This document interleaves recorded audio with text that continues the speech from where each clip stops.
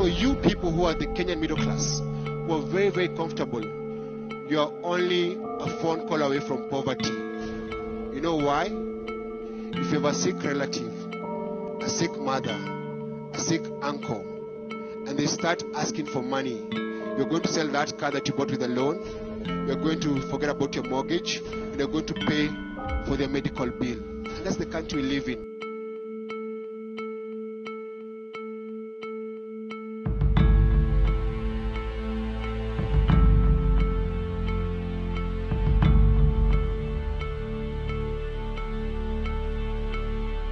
My name is Amina, and I work for a human rights organization.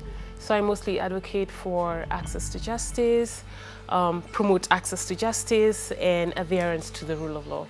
So I'm also an activist of sorts. I have an undergraduate degree in Bachelor of Science in Mathematics and Chemistry from Chiromo campus, University of Nairobi. So when I completed my undergraduate degree, I was quite sure I didn't want to pursue anything in mathematics or chemistry. Oh my goodness, I did everything that my talent could possibly do to support me. Then finally I landed a VJ job where I was a presenter on a show that was airing on Channel O. It was called Skika.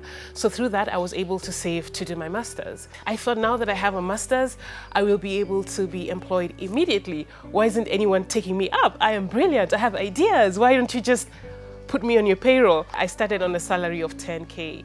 I couldn't believe it. It was disheartening. Aww. Do you feel like everybody's trying to exploit the middle class?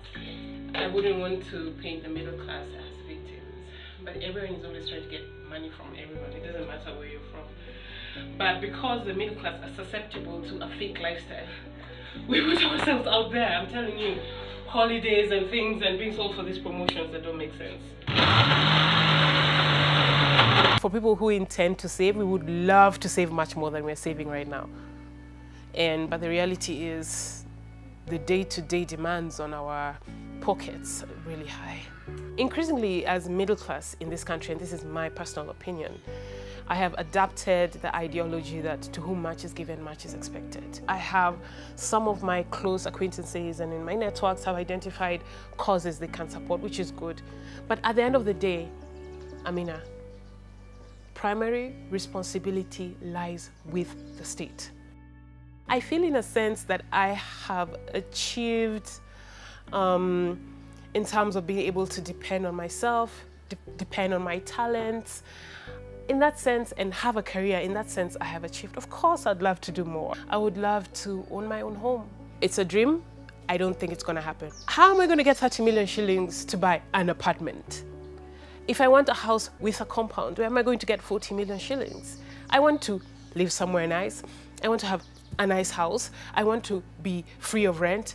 So, and then the schools my kids go to are around my neighborhood. That's expensive. Within my means right now, and within what I'm able to do, I am giving the best to my children. Of course, I'd love to give more, but this is where I am in life, and this is my reality. And you know, in life, nothing is permanent. It could change for the worse, it could change for the better. So I just keep working, and because I'm also a spiritual person, I pray, and I pray for the best, and I keep working. But I always grapple with the question, in my position, what can I do to better my children's future? I'm worried about my kids' future. If the trees are being cut like this, are they going to have water? If school is so expensive, by the time my kids grow up, where are they going to go to university? I don't know right now if I'm going to be able to financially sustain my children until university. I mean, I can try and save what I can at the end of the month, but the economy is very hard right now. And then I also have to take into realization my job. My job is a contract job. 2 years in, I work, and I pray, oh my God, I hope the contract is extended. You don't work so hard to stay the same. In addition to my career, I'd like to have something that I have supported, like a charity or something, you know, giving back to the community and it stands on its own. Those are things I look forward to. I try my best just to buy what is really needed for the family. I don't go above and beyond. But I also have a small trick up my sleeve. I usually go to Kawangware in the wholesale shops. It's cheaper. So I combine together with my sister and my parents, and then we buy wholesale. It's cheaper.